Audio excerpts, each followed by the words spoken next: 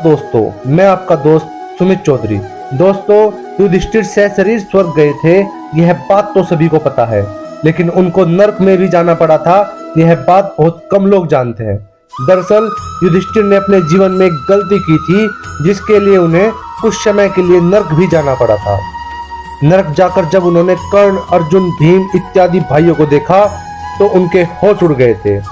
तो आइए आज मैं आपको बताता हूँ कि यह किस्सा कब का है। तो दोस्तों, वीडियो में आगे बढ़ने से पहले आपके अपने चैनल स्पिरिचुअल वाइफ टेक को सब्सक्राइब करना न भूलें।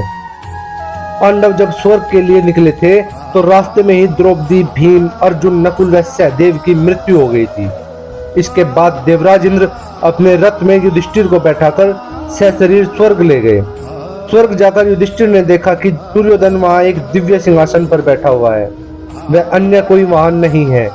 यह देखकर युधिष्ठिर ने देवताओं से कहा कि मेरे भाई और द्रौपदी जिस लोक में गए हैं, मैं भी उसी लोक में जाना चाहता हूँ। मुझे उनसे अधिक उत्तम लोक की कोई कामना नहीं है। तब देवताओं ने कहा, यदि आपकी ऐसी ही इच्छा है तो आप इस देवदूत के साथ चले जाइए, यह आपको आपके भाइयों के पास पहुंचा देगा। तब युधिष्ठिर उस देवदूत के साथ चले गए। दोस्तों, देवदूत युधिष्ठिर को ऐसे मार्ग पर ले गया जो बहुत खराब था। उस मार्ग पर अंधकार ही अंधकार था। उस मार्ग के चारों ओर से बदबू आ रही थी, इधर उधर मृत शरीर दिखाई दे रहे थे, लोहे की चोंच वाले कौवे और गिद्ध मंडरा रहे थे। वह असीपत्र नामक नरक था। वहां की दुर्गंध से दुखी होकर युधिष्ठिर ने देवदूत से पूछा, अभी हमें इस मार्ग पर और कितनी देर चलना है और मेरे भाई कहाँ हैं? युधिष्ठिर की बात सुन देवदूत बोला, देवताओं ने कहा था कि जब आप थक जाएं तो आपको लौटा लाऊं, यदि आप थक गए हो तो हम वापस लौट चलते हैं। तब युधिष्ठिर देवदूत के साथ लौटने को तैयार हो गए। जब युधिष्ठिर वापस लौट रहे थे तो उन्हें तब कुछ दुखी लोगों की आवाज सुनाई दी। वे युधिष्ठिर से कुछ देर वहीं रुकने के लिए कह रहे थे। युधिष्ठिर ने जब उनसे उनका परिचय पूछा तो उन्होंने कर्ण, भीम, अर्जुन, द्रौपदी, नकुल व सहदेव के रूप में अपना परिचय दिया। तब युधिष्ठिर ने उस देवदूत से कहा, तुम फिर से देवताओं के पास लौट जाओ।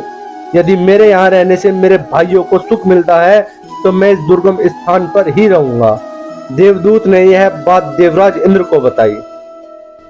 युधिष्ठिर ने उस स्थान पर कुछ ही समय वहां बिताया था कि सभी देवता वहां आ गए। देवताओं के आते ही वहां सुगंधित हवा चलने लगी, वह मार्ग पर प्रकाश छा गया। तब देवराज इंद्र ने युधिष्ठिर को बताया कि तुमने अश्वत्थामा के मरने की बात कहकर द्रोणाचार्य को छल से उनके पुत्र की मृत्यु का विश्वास दिलाया था। द्रोणाचार्य के पूछने पर तुमने कहा था, नरो या कुंजरो अश्वत्थामा मरो। इसी कारण तुम्हें भी छल स्वरूप कुछ देर नरक भोगना पड़ा।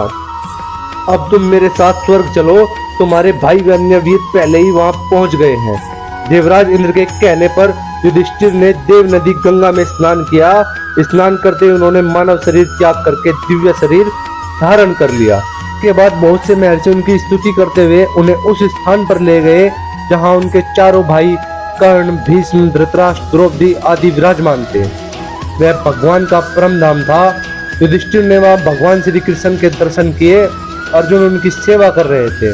युधिष्ठिर को वहां आया देख अर्जुन व भगवान श्री कृष्ण ने उनका स्वागत किया। तो दोस्तों, इस पर आपके क्या विचार है हमें कमेंट बॉक्स में जरूर बताइए। वीडियो अगर आपको पसंद आई हो तो वीडियो को लाइक करें तथा ज्यादा से ज्यादा शेयर करें। मिलेंगे अगली बार एक और खास जानकारी वाली वीडियो के साथ। तब तक देखते रहिए संपूर्ण ज्ञान का केंद्र स्पिरिचुअल वाइफ टेक।